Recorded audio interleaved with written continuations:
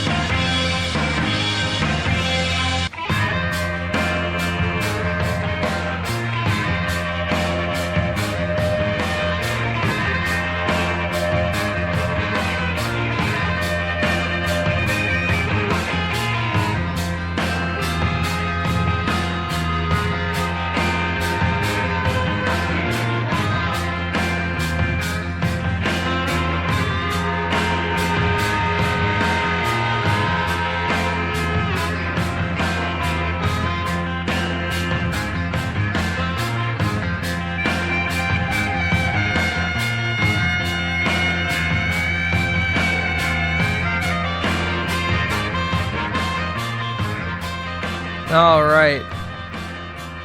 We are back. Okay, now those of you who have been paying attention to what's going on in the country this week saw that Republicans in the House passed a clean, quote-unquote, debt limit bill. And the Senate passed the same clean bill. And, of course, all the Democrats are like, oh, these Republicans are finally getting it together, burp, burp, derp.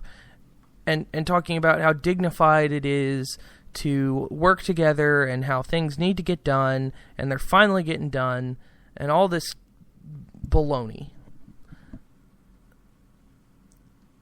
The problem is that the debt limit is a key bargaining chip that the minority party, in this case the Republicans, should have used to get some policies that they wanted.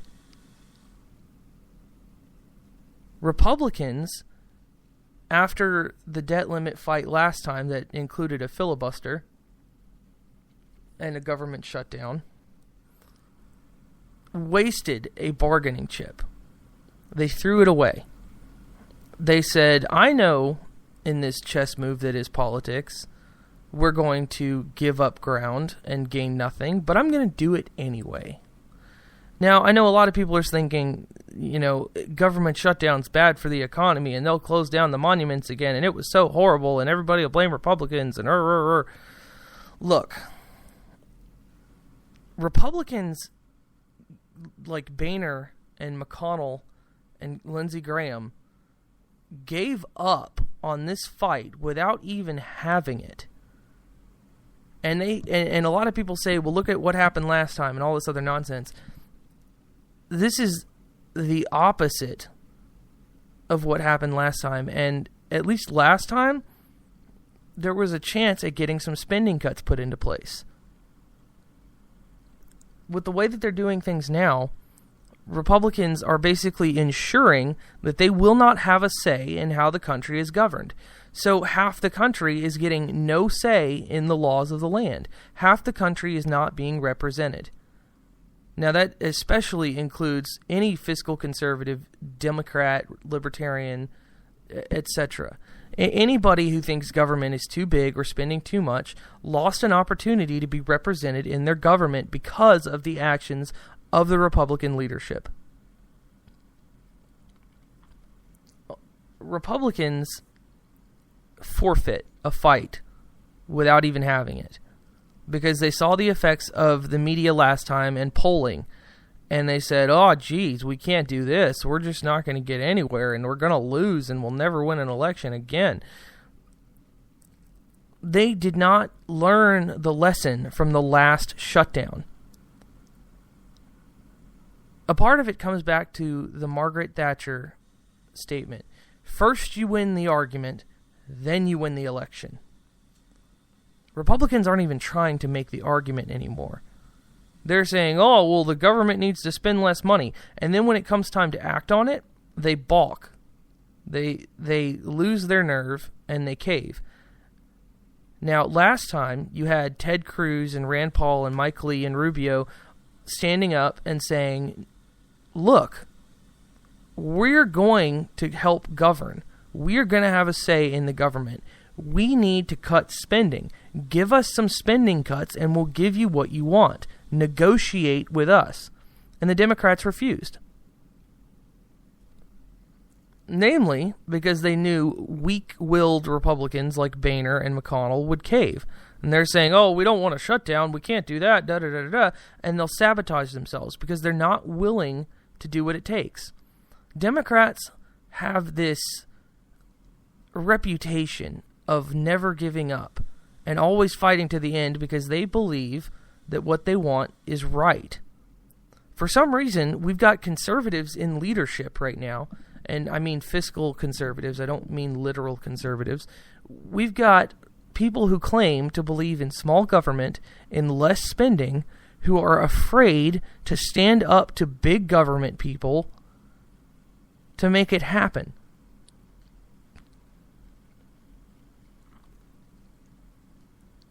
Now, if you get into a fist fight and you declare you're unwilling to punch that other person, they're going to beat the snot out of you. And that's exactly what Democrats are doing. They're beating the snot out of Republicans. And that's reflected in all the polling data. And it's because we've got people in office who can't even agree on basic strategy to stand up for what they believe in. And Ted Cruz, bless him, tried to filibuster. He at least objected to a straight line majority in the Senate so that the Democrats couldn't just pass this debt ceiling on a Democrat-only vote. And it was okay. You know, it didn't stall it completely. And then Republicans went over and voted for the clean debt limit increase because they were scared of what happened last time. And Ted Cruz released a statement about it today, and he said that it's clear that Washington is not listening to the American people. And that's exactly right. These Republicans were put into office to shrink government and to cut spending. The Tea Party was born because Republicans like Boehner refused to do what was necessary to cut spending. They refused to have these fights. They refused to stop Obama and the Democrats from doing whatever they want.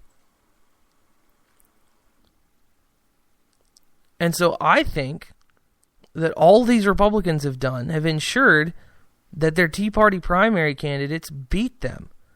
I think McConnell just lost Kentucky with this vote today. And it's funny because you've got outlets like CNN saying, oh, you know, McConnell got himself political cover by getting other Republicans to vote for this.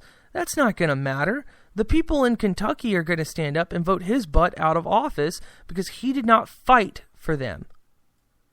He did not fight to give them what they wanted, what they elected him to do. So all this talk about how, you know, the clean bill was, you know, what needed to happen because government's got to pay its bills, etc. False. Okay? Yes, government needed to pass the debt limit because of previous bills that increased spending, that had more spending that needs to be paid for. They wrote checks, they better have the money in the account. I get that. Everybody gets that. The problem is that they could have gotten at least something small for their efforts. They knew they had to do it.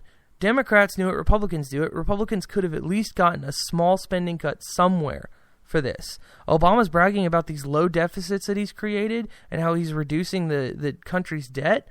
And in reality, that's not what happened at all. And it's not going to happen anymore so long as the people who actually care about cutting spending aren't doing their job to ensure that actually happens. I think the Republicans shot themselves in the foot completely. I'm going to take a quick break. We'll have more after this.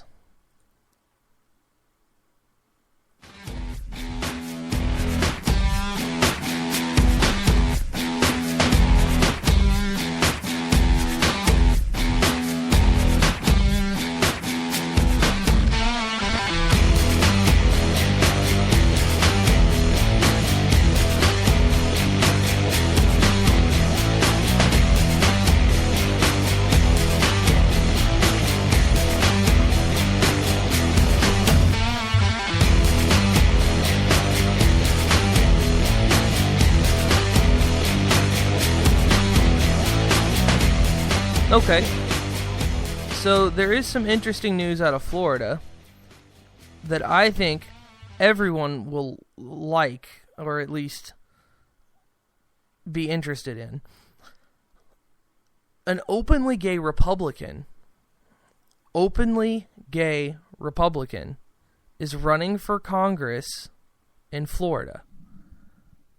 This guy, Carl DeMaio, is challenging a Democrat incumbent for a House seat in California, and he released a new political ad showing him and his partner of 5 years at an LGBT pride parade. He's also got stuff showing him raising like the rainbow flag, and the narrator says something about him being a defender of personal freedom. His campaign says that it's the first video of either party to show a candidate and their same-sex partner. Now, this is pretty interesting because, A, it's a Republican, and generally speaking, gay Republicans are very marginalized because, 35% of the Republican Party is made up of evangelicals that think homosexuality is wrong and should be, gay marriage should be outlawed and it's a sin and etc. and Sodom and Gomorrah and yada, yada, yada, yada, yada. However, you don't hear any about that. And I'm sure that once this story gets more mainstream traction, which it will over the course of the week, I'm sure that you're going to see it on social media. It came down late tonight on CNN, so it's not going to be something that's... You might not even see it tomorrow, but you will see it this week or next week. I promise you'll see it, and it'll be a big story, and you'll be like, oh, Dustin talked about that in America Our Way. Look, this is what I have been saying would happen. I told all of you, and you've heard it and you've seen it on my page, that more and more Republicans are becoming libertarians. And I don't mean the kooky anarchist libertarians, the no-government libertarians, but they're getting behind the idea that government being involved in gay marriage is crazy. Now, bear with me. I know a lot of you who are listening are staunch conservatives and you don't believe that gay marriage should be legal because of your religion, and that's, it's fine that you want to be against it because of religious reasons. You don't have to have gay people getting married in your church. I understand that. I respect it. That being said, you have to understand the difference between what you believe in and your faith and what's right in terms of government intervention. Now think about this for a second.